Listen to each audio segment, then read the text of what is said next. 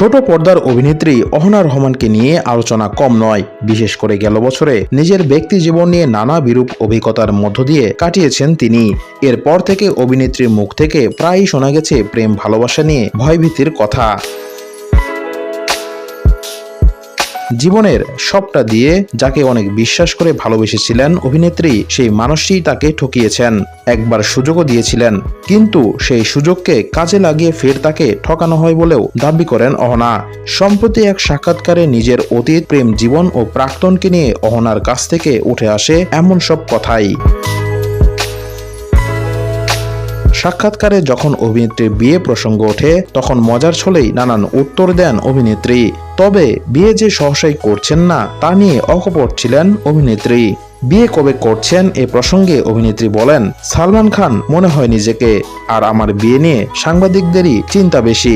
আমি বলেছি আমি তো বুড়া হয়ে যাচ্ছি, আমি বুঝতে পারছি, আর একটু বুড়া হইতে দেন। অভিনেত্রী বলেন, আমার এখন বিয়ে করার মতো মন নেই, তাই বিয়ে করছি না। কারণ হিসেবে অভিনেত্রী বলেন, বিয়ের উপরে আমার একটা ভয় কাজ করে, একটা ট্রমা কাজ করে। আমি যেই মানুষটাকে ভালোবাসছি ওই মানুষটার সঙ্গেই যদি থাকতে না পারি, তাহলে আমি বিয়ের নাম দিয়ে আরেকটা মানুষের সঙ্গে থাকতে পারবো, এটাই কে জানে। শুধুমাত্র বাচ্চা নেওয়ার জন্যই বিয়েটা করা। সবশেষ অভিনেত্রী বলেন, আমি বিয়ে না করাতেই পক্ষপাতী, বাকিটা আমি এখনো জানি না। মানে বিয়ে, প্রেম, ভালোবাসা সবকিছু থেকে মন উঠে গেছে।